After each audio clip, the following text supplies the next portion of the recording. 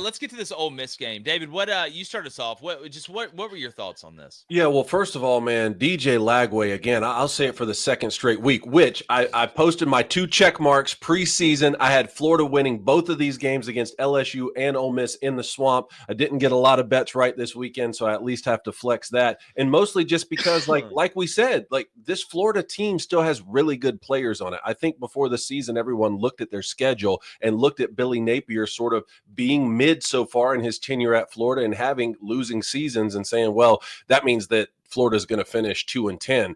You know, this is a football team that can win football games, especially when you give them a home field advantage like at the Swamp. Now, Jake, you and I previewed this game on Friday, and I really liked Ole Miss's chances to hold serve, not only in this game, but also to win the Egg Bowl next week, just because they had the 2 losses, backs against the wall. They had been looking sharper and sharper, overcame adversity early in that Georgia game to come back and beat them. That's why I really thought that Ole Miss wouldn't have a situation like this. And I told you, if Florida wins the game, it's not going to be because Ole Miss overlooked them. It's going to be because Florida was better than them on that Saturday. And this DJ Lagway kid, man, I think he throws the football off platform as well as anybody I've ever seen. If I was comparing him to a boxer, it'd be very similar to Manny Pacquiao, throwing punches from everywhere. He has a very quick release. And look, I think that that's why Billy Napier has kept his job for next season, because that kid's going to most likely come back to Florida, and I hope they can put something special together. So all hats to Florida on this. But yeah, if you're Lane Kiffin and Ole Miss, I mean, the week that you were talking about, some coaches maybe not wanting to go play in the conference championship game. Well, guess what? If you're Ole Miss, you don't have to worry about that. And I would genuinely like to hear in the chat how Ole Miss fans are feeling right now about Lane Kiffin. Yeah, and my thing, Blaine, and I just want to kick it to you in the chat is a lot of people this morning are looking at Ole Miss, and I talked about it yesterday. Always the bridesmaid, never the bride, and we're gonna get to that. But I want to give Florida credit first. I haven't seen a lot of people giving Florida credit first, and then saying what they're gonna say about Lane Kiffin and Ole Miss, which it's warranted to say. Just echoing some things that we talked about earlier in the week that impressed us the most about DJ Lagway against LSU. You saw again. And guys, he only threw it 17 times because he only really had to throw it 17 times with the way that game went. That was an identical game. Both teams, 0 points first quarter. Both teams, 14 points second quarter. Both teams, 3 points third quarter. The difference was when it came down to those 4th and shorts in the red zone, when it even came down to the 3rd and 2s or 3rd and 1s to get to the 4th and shorts in the red zone, the front 7 for Florida stood up. Said all week that it was going to be which front 7 was going to stand up when it mattered the most. Yep. That was the team that was probably going to win this game. And that is the team that won this game. I think Florida's secondary played horrible. I think they played horrible. Now, a lot of that has to do with Ole Miss's ability at wide receiver, but just the fundamental things that Florida was allowing, whether it be in press coverage, whether it be in off coverage, with their eyes, switching things off, whether they were matching out a man or playing in zone. There were a lot of problems, but the front 7 totally eliminated the run game outside of Jackson Dart just taking off, kind of like he did against LSU. Dart ended up with 71 yards, but Lagway beats you from the pocket. I am once again here on a Sunday morning telling Florida fans what should excite you is that DJ Lagway is out quarterbacking people. He is not out athleting people, and he is an amazing athlete.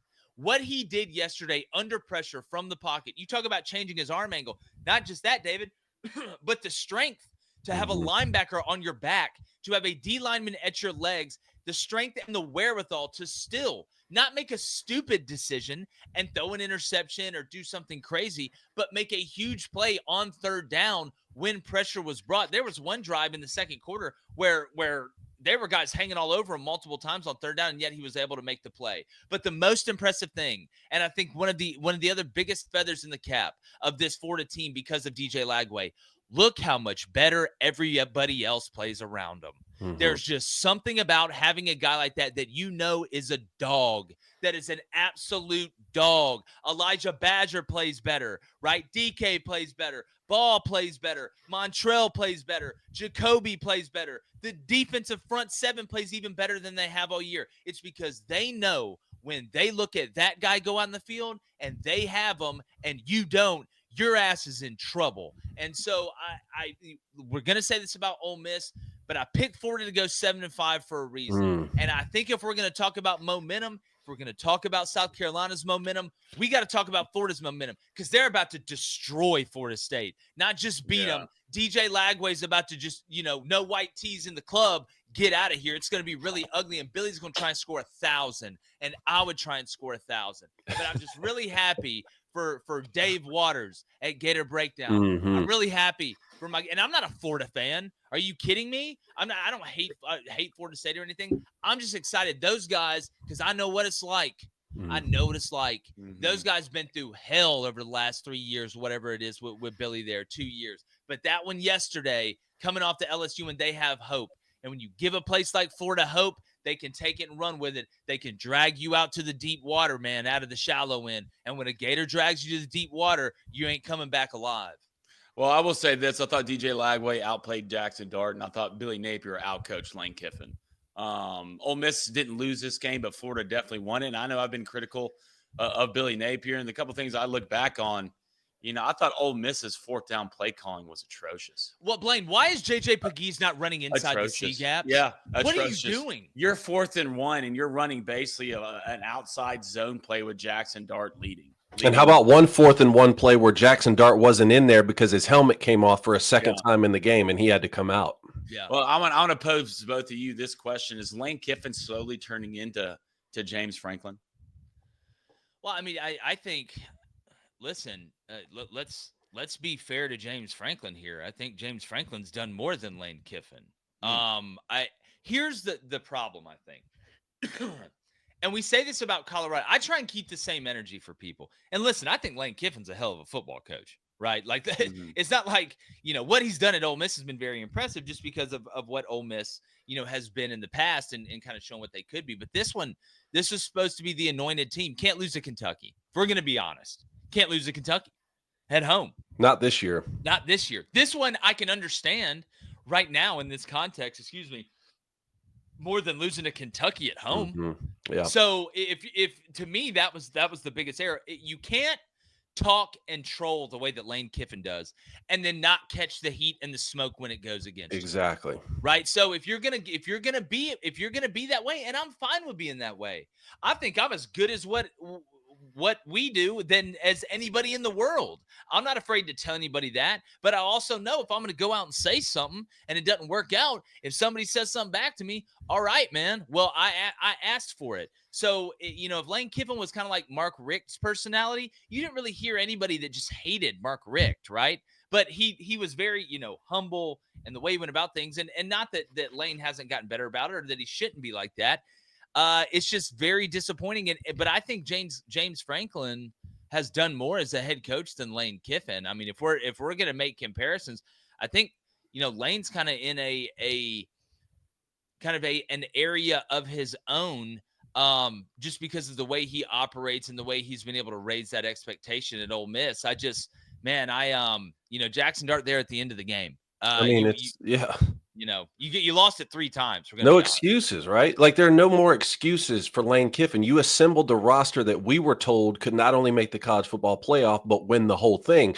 And on the Jackson Dart point, I mean, look, some of those throws he made in the first half, those are NFL throws, for sure. Literal darts. But there at the end of the game, there are no excuses. You have a quarterback who's about to set, or maybe did at the end of the game yesterday, the all-time passing mark for Ole Miss to pass Eli Manning. You give him the ball down 7 in the 4th, and he threw 3 straight interceptions. One of them even got called back, and you got another shot, and he threw. One of them was into triple coverage, cloud coverage on the backside. Like, that's the best player you're going to be able to coach, to me, at that position when you're the all-time passing yards leader at Ole Miss. There are just no excuses anymore.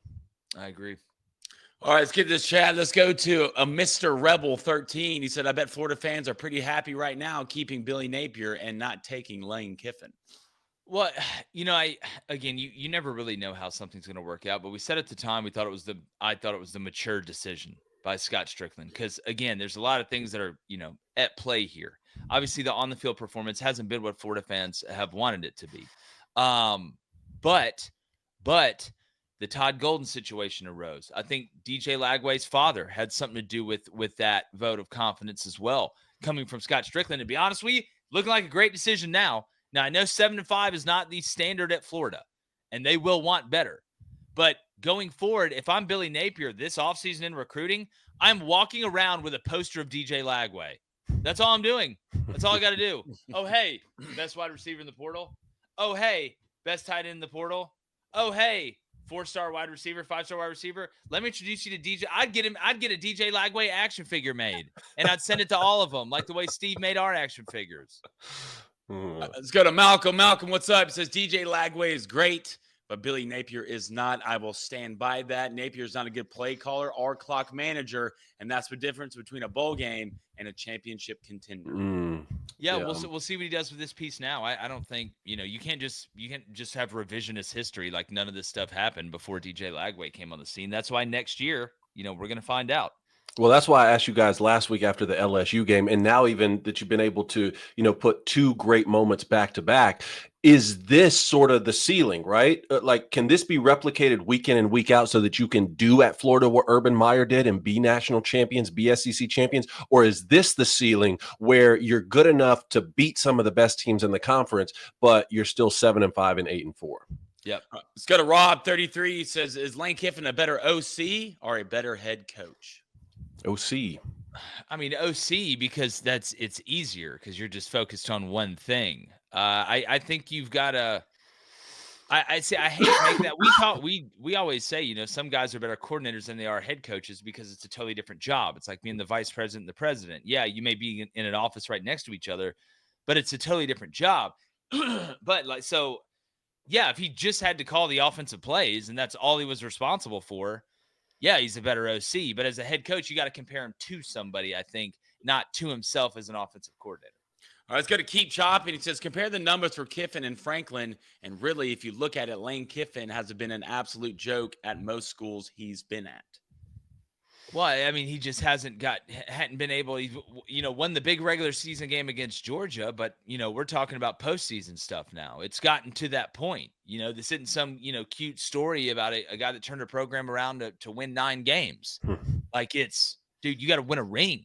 Like, or at least put yourself in a position to win a ring. That's Ole Miss fan. The regular season stuff is just regular to them now. It's about the postseason. Let's go to a $5 donation from L.A. Ben. What's up, man? He says, for the love of everything holy, will someone get Jackson Dart a helmet that actually fits? Right. David, I was saying that during the game, man. I was talking about it. I thought the first one got ripped off, though. It looked like to me on the ground, but he's had this problem before, Coney. Yeah. Possibly the first one got ripped off. And in that scenario, I don't think you should have to come out of the game. And I think maybe there was a timeout that had gotten used. I can't remember the first one, but it did stick out in my mind because when it happened the second time and he couldn't be in there on that 4th down, I was talking with my buddy Mark and I said, we both said at the same time, I can't remember my helmet ever coming off when I played football. And now it happens every single week. And that's a critical moment where you need your quarterback out there on 4th down. So I don't know if it's just new helmets these days with the concussion technology they put in, or if guys are just not buckling their chin strap. I don't really know. But those little things, that's what I'm talking about. The little things matter in these tight football games.